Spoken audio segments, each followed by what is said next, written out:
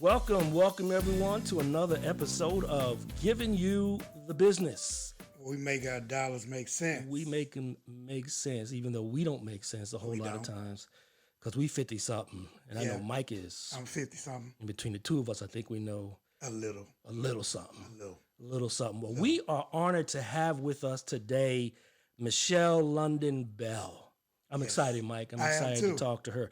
Michelle is a genuine Renaissance woman of marketing, communications, and public relations, having successfully managed all types of projects from marketing strategy, communications, content generation, and design to PR, media relations, and event planning. Gotta take a breath. That's a lot of stuff. She has nearly 2 decades of experience working as a marketing and creative professional with multiple organizations, including American General, Houston Symphony, and ExxonMobil.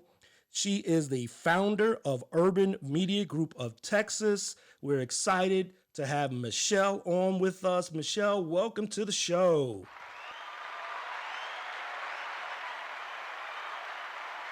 Thank you so much for having me. I'm so honored to be on the show. And like Michael just mentioned, we know each other from Dallas South News days.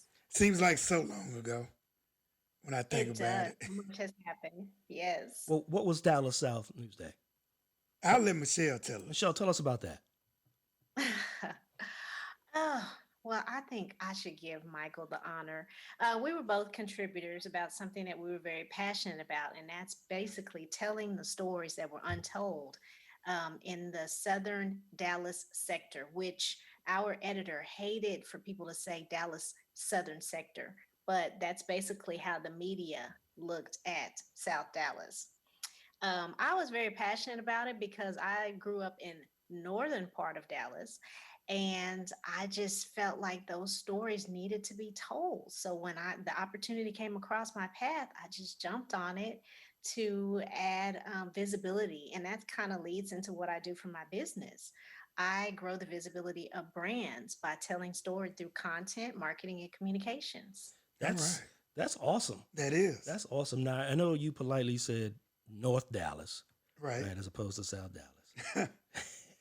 So I got to ask you this question. I don't know if you've seen any other episodes, but Mike has a term from South Dallas that is new to me, and I've tried to understand it. And I'm going to throw it there out at you so we can level the playing field, right? Oh, boy. What is high-siding? Michelle might not be familiar with that. That's something that is very difficult to explain. I guess it's when you kind of... I don't want to call it throwing shade at someone. Okay. Right. Okay. Maybe like in a very witty kind of poking fun. Okay. Jabbing someone. All right. I just threw that out there. Forgive me. I'm always distracted by stuff. And we're going to have T-shirts that say, "Stop high side." Mike threw that out at me in the beginning. I'm like, what in the world are you Kid's saying? from New York, so... Yeah. I'm from the Big Apple. I think that's a Texas thing. He wasn't familiar with it. So let's jump in here, if you don't mind, Michelle. Tell us, when did you start Urban Media Group? So my business first started in 2006 in Dallas, as we know. And it was actually called Dallas Urban Media at the time. I changed the name to Urban Media Group of Texas in 2015 when I relocated back to Houston. When I say back to Houston, I attended the University of Houston for my undergraduate degree and then University of St. Thomas for my MBA. So my husband's originally from Houston, and we met in Dallas, and he always pledged, he said, "We're going to get you back to Houston eventually." So that's a subject for another day. But I landed my first contract in 2006, working in the design and construction industry, and it was by happenstance.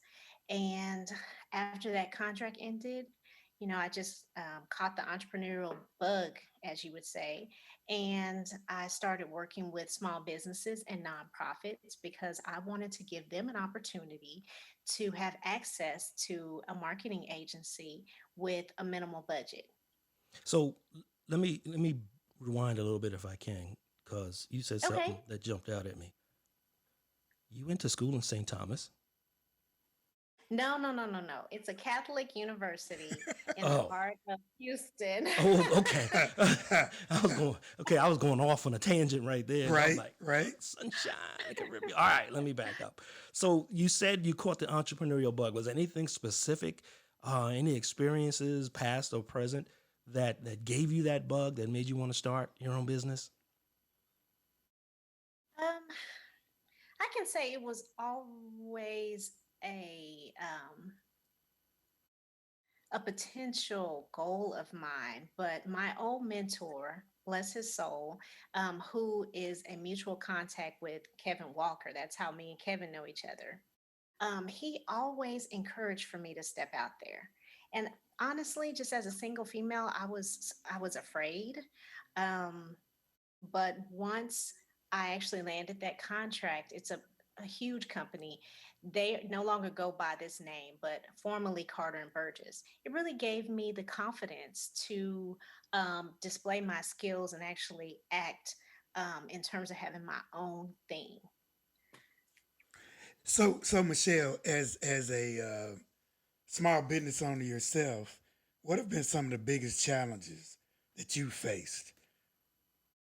I would say the number one challenge that I have faced has been being taken seriously as a female, as a Black woman, um, even as a freelancer. So the name of my business changed to Urban Media Group of Texas. And of course, I've had an intern before, and I also currently have an independent contractor, but it started out as a sole proprietorship. So just being taken seriously when you walk in that room and it's just you representing your company. Um, Sometimes that can be a hindrance on people actually giving you your just due. Wow. Do you find that still the case with maybe some younger folk that are trying to start their own businesses, or has some of that changed at all in your experience? I think that will always be the case. I think that it's very important for young people to prove themselves. And sometimes you're in a situation where you're continually proving yourself, and that never ends. With every new encounter, you have to justify, even with a track record of expertise or certain clients that you've worked with or a resume, I don't know, yay long, you still have to prove to each and every client that you are the right agency for them because every project, every campaign is unique. So I don't think that will ever change. And I think a lot of young people kind of miss the mark on that, that they really have to be committed to showing their worth and also paying their dues. Hmm, Mm. Paying dues, that's big. that's big Yeah. because everyone wants everything quick Well, I want it right now, right now. especially younger people. Right. Yes, I actually saw a post by a very gifted young man. I want to say he was in media slash HR that said for every millennial or every young person that has the title CEO on LinkedIn or across social media, recognize that you have to be able to back that up. Right. That you can, of course, there is a thing of I can't remember the phrase, fake it till you make it. Mm. But actually, when you delve further into someone's expertise and you don't have the goods to pack it up, that you definitely could find yourself in trouble in that. So that there's an importance to paying your dues, establishing yourself, leveraging your network, and basically um, making sure that you actually earn the title of being a CEO. Right. And it sounds like, basically you have to have a lot of patience as a small business owner. It's not going to happen overnight, more than likely. Correct. Um, so most of your clients, I'm assuming, are other small businesses. Or what is the typical profile of the clients you work with? Um, I typically work with a lot of small businesses and nonprofits because, yet again, a lot of small outfits or nonprofit agencies that I've come across don't have a huge budget where they can hire a gigantic creative or marketing agency or an advertising firm. So I wanted to kind of level the playing field in providing services that will give them the image to be able to compete on a large scale. Now, have you found that most small business owners don't really value the services that you provide, or even bigger than that, value marketing, a real marketing strategy for their companies? How has your experience been in convincing them that they need this? That's a great question. Basically, just like I just said, I would bring up the fact that many big corporations have a team that work on their behalf. So, in order to have that extra level of professionalism or a polished image in the marketplace, then you definitely want to have resources behind you to bring your strategy and your vision to life beyond the do it yourself. And we have a lot of people because the internet's the great equalizer and we have a lot of technological tools out there, but if you really want to have someone that has that expertise in your corner to really polish your brand, to make it stand out, to make it distinct and unique in the marketplace, you want to be able to hire someone that can do beyond your scope of expertise. Right. I was going to ask you this question. Is there an expertise? And you kind of answered that already. But as a marketing firm, do you feel that you have to be a jack of all trades with some respect? Or do you go after just specific clients? What would be the best way to, start a marketing firm or grow your marketing firm? Well, I will definitely say once again, there is no one size fit all. I lead with the fact that I am a considered a boutique creative agency, Okay. but I think the label creative agency kind of is intimidating to some people or they don't understand it. So it's easier to just say marketing, but basically just having a creative strategy in order to make your communications cohesive, bring your brand to life. That could be your visual Mhm. identity, or it can just be the brand that represents your company. So marketing is such a broad field. And I think that Facebook, Instagram, they want to put us in a certain little corner. That's why they give us a certain list of choices. Okay, Right. are you a marketing agency? The creative agency is not listed on there. Right. So I think it's just easier to say marketing agency. But I mean, it really all campaigns are different, all clients are different, everyone has different needs. I might do a branding and visual identity project. I might do a website design project. I may create a video to do effective storytelling or copywriting for a memoir or a book. I've worked on that. I mean, it's just a broad range um, as far as scope of what I do. And again, I have an independent contractor that works with me. So that's where the media group comes from. Mm, Okay, so I've got a couple of projects that I know I'm going right, to be reaching out to you about my next book, right. my next film. Ken has done an independent film. Yeah, done a little film right here. Yeah, Shameless. Wow, Yeah, congratulations. yeah. Shameless plug. It was a movie right. called A Heart That Forgives. Right here on the table. If anyone Streaming on buys one, Prime Video right email now. me. Prime Video, PureFlix, YouTube, UB, Tubi, whatever. Um, have you worked with any podcast organizations or you companies? you read my mind, Ken. You know where I'm going. I do. Well, this will be my second time being a guest on a podcast, which is actually not going to air yet, but it's called That Darn Podcast. And myself and a colleague are actually launching our own podcast called Creators Take. Wow. And it's basically two girl bosses coming together to give an insight on what it's like to work in the creative industry. She has an event planning company, and of course, I have a marketing creative agency.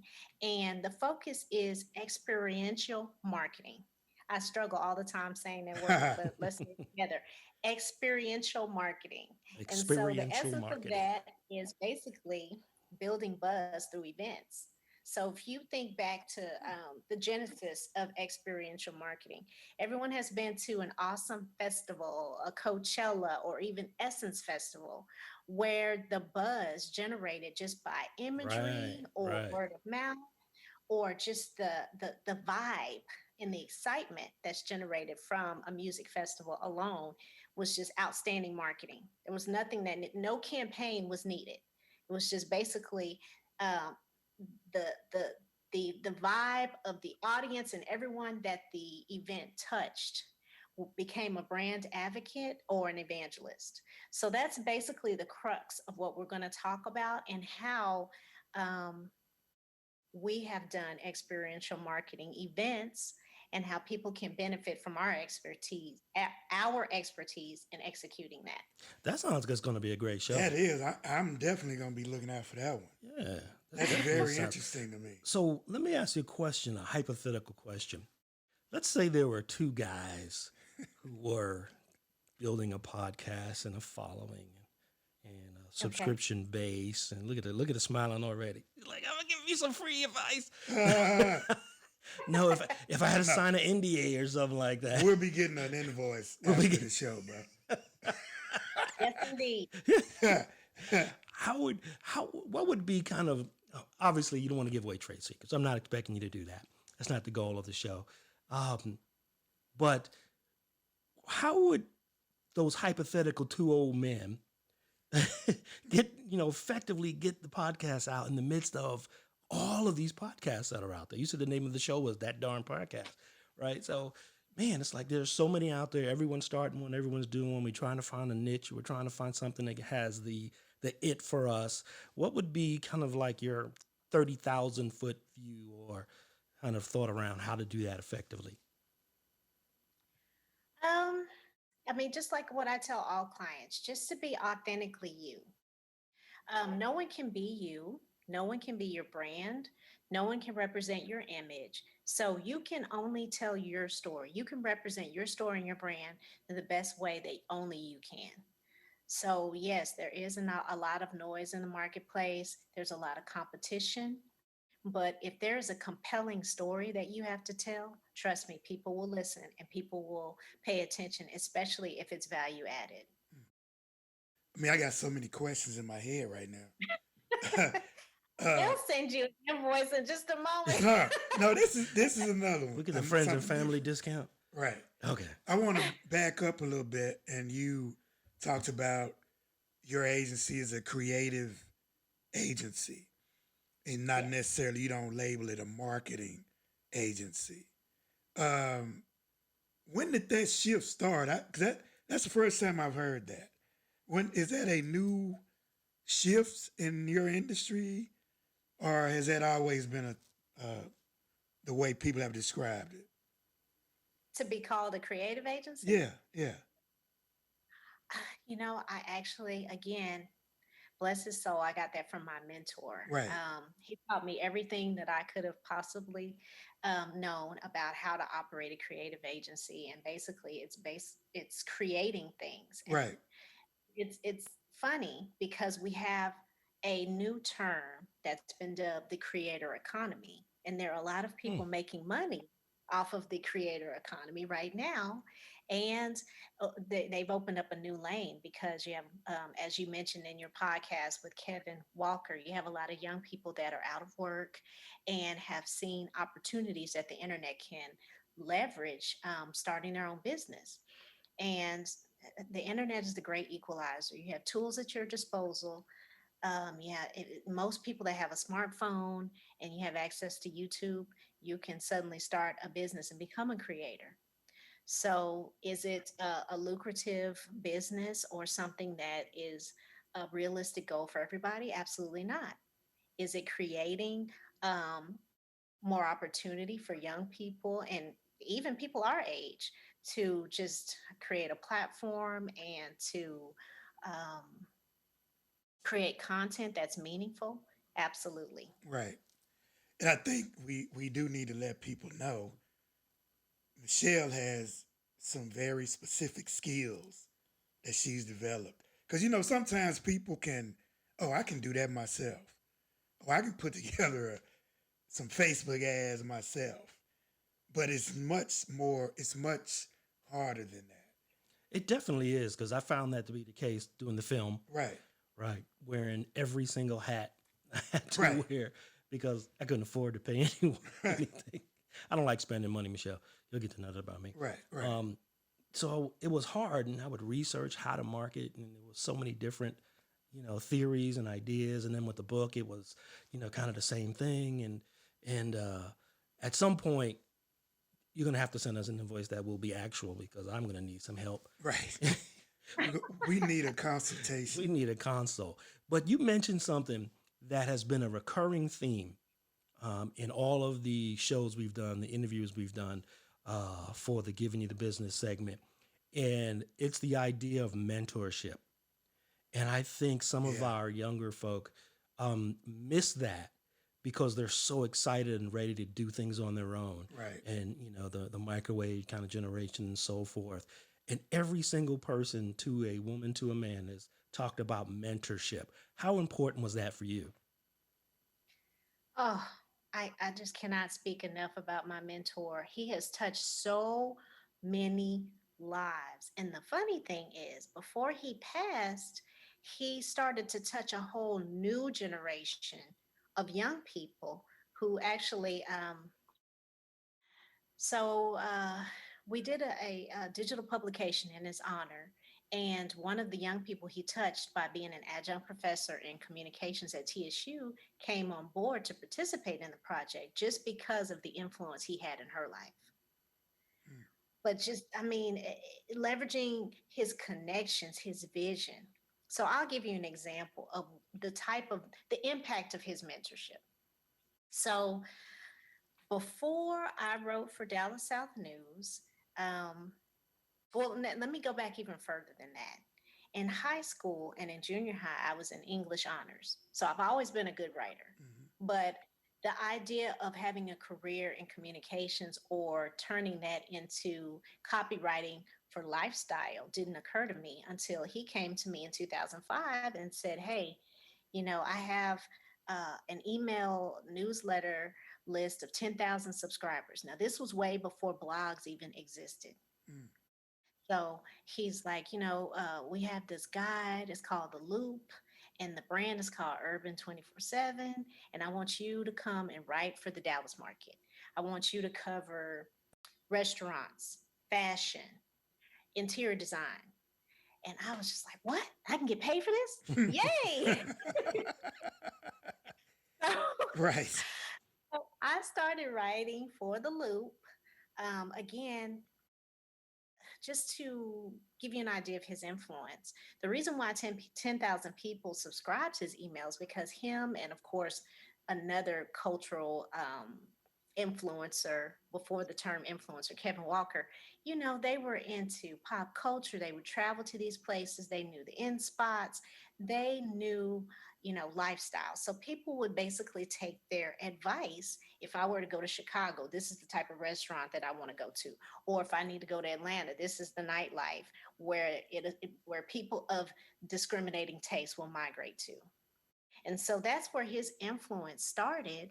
And it's like after writing for that newsletter, I interviewed for a position as the senior copywriter for Match.com, all of North America, because Match.com, they used to have their headquarters in Dallas. Mm-hmm. It was, and I, I didn't get the role because it was down between me and another person. Mm. But just based on the writing that I did for The Loop alone. Wow. That is very interesting. And I don't know what Match.com is. I've never used it. Sure. I'll deny all Sure you don't. knowledge of. Okay. So Michelle, during the pandemic, did it impact your business negatively? Because I'm thinking, this is what I'm thinking in my mind. The nature of your work can be, you don't need to be face to face with people. I'm assuming. I may be wrong. But how was your business impacted during the pandemic? I chuckle, Mike, because you're so astute. Um, Astute. I, Wow. I hate to say this, I often cringe when I admit this, but actually, the pandemic has caused an explosion of growth for my business. Really? Do you know why? No. Tell No. us. Because of the fact that, to your point earlier, many people think that they can do marketing themselves, Yeah. or, oh, I can get by with a Facebook page as my website, or I don't need a website. Ironically, the pandemic has forced many people to pivot and pay a lot more attention to their digital marketing and their presence online. There's their word again, pivot. Right. We've been pivoting. Right. This podcast is a Right. pivot. Everyone has had to pivot, right? Right. We've been It's pivoting all so about much, we change dizzy. and flexibility. I'm sorry. As we've been pivoting so much, we dizzy, Yes. spinning around. Yes. So I hate to say it, but you know, like a client, an interior design client in Atlanta last summer, hey, I've been wanting to launch my video blog. Can you help with that? Then you have another young lady who was about to start a catering business, but fresh meals, healthy lifestyle. Hey, I have all the concept and everything together. Can you make my website come to fruition? Client after client after client needed that presence, Right. needed the credibility that an online presence, and we're not just talking about having a Facebook page. That's great in terms of connecting with people, but what's the first thing you do when you hear about someone's business? You You Google look it. them up, yeah.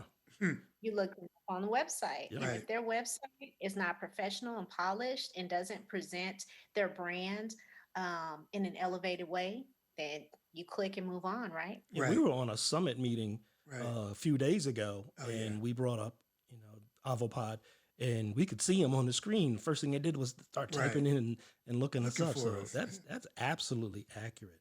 Yeah. Absolutely accurate. So look, let me ask you this, because one of the things that we're aspiring to do with our show, how it all came about, was bridge the gap between baby boomers and Gen Z. And when we say bridge the gap, we're talking about there's a lot we don't understand about this next generation that's coming up, and they're our future, to coin a phrase. And I think one of the things we missed the boat on is understanding them. They don't do what we did. They don't think like we did. They don't, they're a true technologically astute generation. Whereas, when I grew up, when Mike grew up, the internet wasn't available, as a consumable function back then. So, what advice would you give to a younger person or anyone considering starting their own business? As I mentioned before, and as you have, brought up, mentorship is key. Someone who has gone before you, who has expertise, who has those Hmm. connections. Um, Definitely just, and that all goes back to paying your dues. Learn as much as you can. Never stop learning, never stop connecting and bridging gaps with someone. And forging those connections with someone who may or may not help you, because you just never know where things may come back full circle. I mean, look at us on this podcast today. Michael and I both contributed to Dallas South News, I don't know, over a decade ago, and look at us now. Was he as astute back then? Because Mike is I astute. think that you guys are both very intelligent brothers. I've listened to previous episodes and you have very good viewpoints. And I just think that it's important that, as you say, you pour into the next generation and you Yes, give them the tools to yes, succeed because someone poured into us. Right. absolutely, That absolutely. is absolutely true. That is true. So Michelle, again, we want to thank you for coming on. Yes, I know you are very busy, and it's an honor for you to just take time out of your busy schedule to talk with us. And we're gonna be looking for your podcast too. So absolutely. you gotta let me know when it's out because it sounds really interesting. It does. But so before we go though, will you let people know how they can get in touch with you, what your social media handles and all that good stuff? Sure, absolutely. Thank you once again for having me. And you can reach me on my website, which is www.urbanmediagroupoftx.com, or on Instagram at Urban Media Group OFTX. That's the same as Facebook, or Twitter at Urban Media GRPTX. Cool. And make sure you send us your rates. Yeah. We need Is some it per help. project or is it an hourly rate or We need one of those. Absolutely. What was it? Experiential. experimental? What was it again? Experiential. We need one of those. Experiential marketing events. We need one Yeah, of those. what she said. Right. Oh, one more thing before you go. During the Sure. pandemic, people were in the house, cooped up, so people started trying new stuff. So, did you pick up any new hobbies or interests during the pandemic? Well, PIO for one. So, of course, virtual fitness was a big thing, being able to stay fit while you're in the house. A young lady out of Austin was teaching free classes online. So, I took advantage of that. And also, much like Kevin said, cooking, learning new recipes to bless my family with while during the pandemic. What's PIO? Is it like Pilates or yoga or something like that? Very good. See how astute you are? You're Pilates astute too. plus I didn't know yoga that was astute. together. I didn't Oh, know. what was that again? Yoga plus what? Pilates plus yoga together. You guys are Ah, so astute. Oh, it's like Avopoc and podcast see, together makes see, Avopod. there you We are go. actually astute. Michelle said it, so it's got to be true. Then it's legitimate. It's It's legit. verified. Take it to the bank. Drop the Yes. mic. That's all we need. Right. Well, Michelle, thank you so much. It was a pleasure meeting you, a pleasure having you on the show. Once again, Michelle Loudon Bell, owner of Urban Media Group of Texas. She's a genuine Renaissance folk. And if you need any creative services or experiential Experiential marketing events. geez, Did I get it? not as astute as we thought. Right. Call her. We'll have her information in the credit roll. Thank you again, Michelle. It was such a pleasure getting to know you. And we definitely like having you on Avopod. Hopefully we can reach out to you at some point, have you back on, and definitely send you some work. Right. Absolutely. Thank you so much. All right. Bye-bye.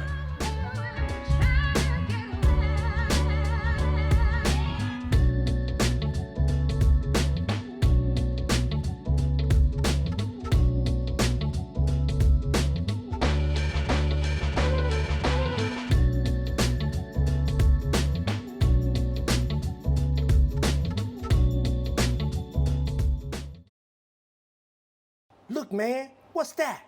Yo, Avopod's coming. Avopod's coming. Snap. Yeah. Come on.